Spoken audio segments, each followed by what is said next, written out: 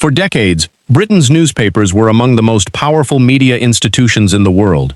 Their headlines could make celebrities famous overnight. They could influence political conversations. They could destroy reputations. And behind every front page was a competition for one thing, a story that nobody else had.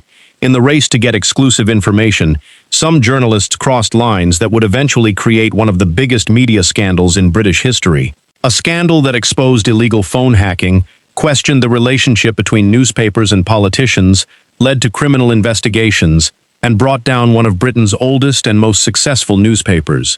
At the center of the controversy was the News of the World, a newspaper that had existed for more than 160 years. For generations, it had been known for sensational headlines, celebrity stories, crime investigations, and aggressive reporting. But in the early 21st century, behind some of its biggest stories was a practice that would later shock the public: the illegal interception of private voicemail messages. The scandal would reveal how far some people were willing to go in pursuit of information. It would raise questions about journalism ethics, corporate responsibility, police investigations, and the power of the press. This is the story of the phone hacking scandal that shook Britain. The story begins with understanding the world of British tabloids. For much of the 20th century, newspapers played a major role in British culture. The tabloid press, in particular, built its success around stories that attracted millions of readers. Celebrity relationships, royal family controversies, political scandals, crime investigations, human interest stories. The goal was simple: capture attention, sell newspapers. In this highly competitive environment, information was valuable. An exclusive story could increase sales dramatically. A photograph that no other newspaper had could become worth thousands of pounds. A leaked conversation could create a national controversy. This intense competition created a culture where some journalists felt enormous pressure to obtain information before their rivals. And over time, questions began emerging about the methods being used. The News of the World was one of the most famous newspapers in Britain. Founded in 1843, it had built a reputation for investigative journalism and sensational reporting. By the 2000s, it was owned by News Group newspapers, part of the media empire controlled by Rupert Murdoch. Murdoch's companies owned newspapers, television networks, and media organizations across several countries. The News of the World was one of his most successful British publications. Its circulation reached millions of readers. Its investigations often attracted major attention. Its journalists competed aggressively for stories. But beneath the success, a controversy was developing. The earliest concerns about phone hacking involved a practice known as voicemail interception.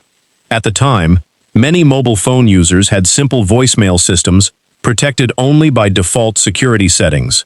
Some users never changed their passwords. This created a vulnerability.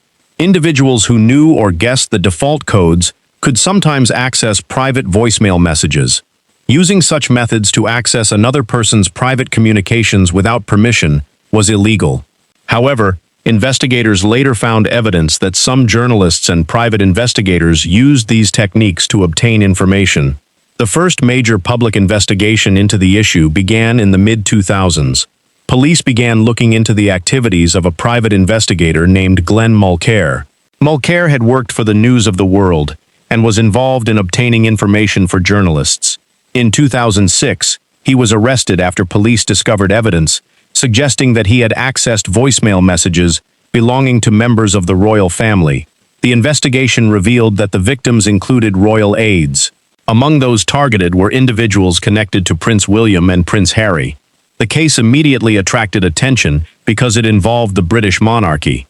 In 2007, Glenn Mulcair and News of the World royal editor Clive Goodman were convicted of offenses related to phone hacking. Goodman received a prison sentence while Mulcair was also sentenced. At the time, many believed the issue involved only a small number of individuals. The newspaper's leadership argued that the wrongdoing was limited. The scandal appeared to be contained. But years later, it would become clear that the problem was much larger than initially believed. The phrase phone hacking became widely known, but the reality involved different forms of unlawful information gathering. In some cases, investigators found that private voicemail messages had been accessed. In other cases, concerns were raised about payments to sources, relationships between journalists and police officers, and the methods used to obtain confidential information. The scandal became not only about technology, it became about journalistic culture. It became about whether certain practices had been accepted because they produced successful stories. For several years, however, public attention moved away from the issue. The News of the World continued publishing. The newspaper remained one of Britain's most influential tabloids. But behind the scenes, questions continued. Some victims believed the full truth had not been revealed. Some investigators believed there were more victims than originally identified. And some journalists and critics argued that the problem went deeper than the original convictions suggested. One of the people who helped bring renewed attention to the scandal was former News of the World royal correspondent Clive Goodman. Following his conviction, questions remained about whether he had acted alone. The newspaper had maintained that the wrongdoing was limited to a few individuals. But critics questioned whether senior figures within the organization knew more than they admitted. The turning point came when new allegations emerged that phone hacking had affected a much wider group of people. These allegations suggested that targets were not only members of the royal family. They included celebrities, politicians, public figures, and ordinary citizens connected to major news events. The scandal began to grow beyond a single incident. One of the most disturbing revelations involved the family of missing teenager Millie Dowler. In 2011, reports emerged that journalists working for the News of the World had accessed the voicemail messages of Millie Dowler while she was missing in 2002. At the time, her disappearance had attracted major national attention. Her family was desperately searching for answers. The revelation that her phone had been accessed caused public outrage. It became one of the most shocking moments of the entire scandal. The issue was no longer viewed simply as a dispute between journalists and celebrities. Many people saw it as a serious moral failure, involving a vulnerable family during one of the most painful moments of their lives. The public reaction was immediate and intense.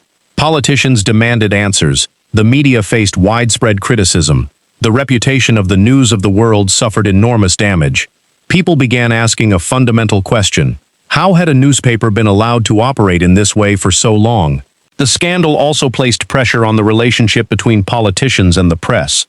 For years, British politicians had carefully managed their relationships with major newspapers. Newspaper support could influence elections. Positive coverage could improve a politician's public image. Negative headlines could create serious problems. Because of this, many politicians were cautious about challenging powerful media organizations. But the phone hacking revelations changed the conversation. The public wanted to know whether politicians had been too close to newspaper executives, and whether that closeness had prevented stronger action. As pressure increased, more details began emerging. Former employees came forward. Investigations expanded. Police examined new evidence. The scale of the scandal continued growing. The News of the World, once considered one of Britain's most powerful newspapers, was now facing the biggest crisis in its history. By the middle of 2011, the phone hacking scandal had become one of the biggest crises ever faced by the British media industry. What had once appeared to be a limited issue involving a few individuals had transformed into a national debate about journalism, ethics, power, and accountability. The revelations surrounding the News of the World had damaged public confidence in one of Britain's most famous newspapers. But the controversy was far from over. As more information emerged, the pressure on the newspaper, its executives, and its owners continued to increase. The revelation involving Millie Dowler became a defining moment in the scandal. Millie was a 13-year-old girl who disappeared in March 2002 while walking home from school in Surrey. Her disappearance received enormous media attention because her family and the police launched a major search effort to find her. At the time, her parents were desperate for information. They hoped that any clue, any message, or any piece of evidence could help locate their daughter. Years later, reports revealed that journalists working for the News of the World had accessed her mobile phone voicemail while she was missing. The discovery that messages had been deleted from her phone caused further outrage because it created the false impression that she might still be checking her messages and gave her family temporary hope that she could still be alive. The later revelation that her phone had been accessed by journalists shocked the public. For many people, this was the moment when the scandal changed completely. The issue was no longer simply about celebrities and privacy. It involved a grieving family and a vulnerable child. Public anger grew rapidly. People who had previously ignored discussions about media ethics began demanding answers. How could journalists justify such actions? Who knew about these practices? Were they isolated incidents or part of a wider culture? The questions became impossible to ignore. The news of the world attempted to respond to the growing crisis. Statements were released expressing regret and promising cooperation with investigations. However, the damage to the newspaper's reputation was severe. Advertisers began withdrawing. Public criticism increased. Politicians from across the political spectrum called for stronger action. The pressure reached the highest levels of the organization. The newspaper was owned by News Corporation, the global media company founded by Rupert Murdoch. Murdoch was one of the most influential media figures in the world. His companies controlled major newspapers and television networks across several countries. For decades, his influence in British politics and media had been significant. But now, one of his most famous publications was facing a historic collapse. In July 2011, Rupert Murdoch traveled to Britain to deal with the crisis personally. The scandal had become too serious for the company to handle through ordinary statements. The British Parliament demanded answers from senior executives. Executives from News Corporation appeared before lawmakers and faced intense questioning.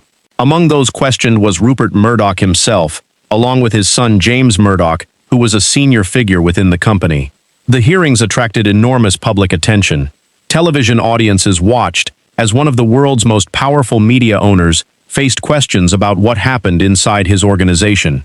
During the hearings, questions focused on whether senior management had known the true extent of the phone hacking. Company executives argued that they had not been aware of the full scale of the wrongdoing. Critics, however, questioned whether leaders should have known more. The debate was not only about individual actions, it was about corporate responsibility. When illegal actions happen inside a major organization, how much responsibility belongs to the people at the top? On July 7, 2011, a historic decision was announced. The news of the world would close. The newspaper published its final edition after 168 years of operation. Its last front page carried the words, "Thank you and goodbye." The closure shocked the media world. Few newspapers had such a long history. Few had such influence. But the damage caused by the scandal had become impossible to overcome. The closure of the News of the World did not end the investigation. Instead, it opened a new phase.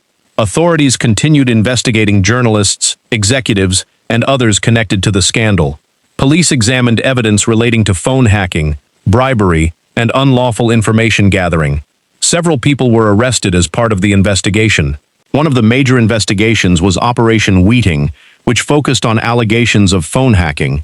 Another investigation, Operation Elvedon, examined allegations involving payments to public officials. A third investigation, Operation Tuleta, looked into other forms of unlawful information gathering. These investigations showed that the scandal was not only about accessing voicemail messages. It raised wider concerns about the relationship between journalists, private investigators, and sources of confidential information. The scandal also affected senior figures within the media industry. Rebecca Brooks, a former editor of the News of the World and later chief executive of News International, became one of the most recognizable figures connected to the controversy. Brooks had been a powerful figure in British media for many years. She denied knowledge of illegal activity.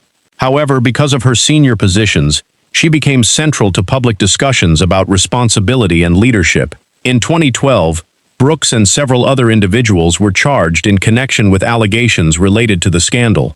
The legal process attracted enormous attention. The public wanted to know whether anyone at the highest levels would be held responsible. The trial that followed became one of the most significant media-related legal cases in British history. Prosecutors argued that illegal practices had taken place over many years. The defense argued that individuals were being unfairly blamed for actions they did not know about. The case examined the internal culture of one of Britain's most powerful newspapers. In 2014, after a lengthy trial, Rebecca Brooks was found not guilty of the charges against her. However, several other individuals were convicted, including former News of the World editor Andy Coulson. Coulson had later become communications director for British Prime Minister David Cameron, creating another political dimension to the scandal. His involvement raised further questions about the connections between government and the press. The scandal led to a major examination of British journalism. In response to public anger, the government established the Leveson Inquiry. The inquiry, led by Lord Justice Brian Leveson, investigated the culture, practices, and ethics of the press. It examined evidence from journalists, editors, politicians, celebrities, victims, and members of the public. The inquiry lasted many months. Its findings were published in 2012. The Leveson report identified serious failures within parts of the press. It criticized the culture that allowed unethical practices to continue. The report recommended changes to press regulation and called for a stronger system to ensure accountability. It argued that freedom of the press was important, but freedom came with responsibility. The debate over press regulation became highly controversial. Supporters of stronger regulation argued that victims needed better protection from powerful newspapers. They believed voluntary systems had failed. Critics argued that government involvement in regulating newspapers could threaten press freedom. They feared that politicians could gain too much control over journalism. The debate continues to influence discussions about media regulation today. The phone hacking scandal also changed how the public viewed celebrity journalism. For decades, tabloids had competed aggressively for exclusive stories about famous people. The scandal forced society to question the methods used to obtain those stories. Where should journalists draw the line? Does public interest justify invading someone's private life? And who decides what information the public truly needs to know? Many celebrities who had been targeted spoke about the emotional impact of having their privacy invaded. Actors, politicians, athletes, and members of the royal family were among those affected. For some victims, the issue was not only that information had been obtained illegally, it was that deeply personal moments had been turned into entertainment. The scandal also affected ordinary people. Many victims were not famous. Some were individuals connected to major news events or people who became subjects of media interest. For them, the experience highlighted the vulnerability of ordinary citizens when dealing with powerful organizations. Years after the scandal, the British media landscape changed significantly. The closure of the News of the World created space for a replacement newspaper, the Sunday edition of The Sun, which was launched by News UK. Media organizations introduced stricter rules and internal controls. Journalists faced increased scrutiny. The relationship between newspapers and the public became more complicated. However, the phone hacking scandal remains one of the most important examples of how powerful institutions can face accountability. It showed that journalism, despite its important role in democracy, must also be guided by ethics. A free press is essential. Investigative reporting can expose corruption and protect society. But freedom without responsibility can cause serious harm. The scandal also revealed the complicated relationship between power and influence. For years, major newspapers had enormous ability to shape public opinion. Politicians wanted their support. Businesses wanted their approval. Celebrities feared their headlines. The phone hacking scandal showed what could happen when a powerful institution was not properly challenged. Looking back, the scandal was not simply about illegal access to phones. It was about trust. Trust between journalists and the public. Trust between media companies and their employees. Trust between powerful institutions and the people they serve. When that trust was damaged, the consequences were enormous. The News of the World had survived wars, political changes, and generations of social transformation. But after 168 years, it ended because the public no longer accepted the methods that had been used in pursuit of stories. Its collapse became a symbol of a larger lesson. No organization, regardless of its wealth, history, or influence, is beyond accountability. The phone hacking scandal changed British media forever. It changed how newspapers operated. It changed how journalists were viewed. It changed conversations about privacy and freedom of expression. And it reminded the world that the power to tell stories comes with a responsibility to respect the people whose stories are being told. The scandal began with secret messages and hidden investigations. But its impact reached far beyond individual phones. It became a story about ethics, power, and the limits of ambition. A story about what happens when the pursuit of a headline becomes more important than the people behind it. This was the phone hacking scandal, the controversy that shook Britain's media empire.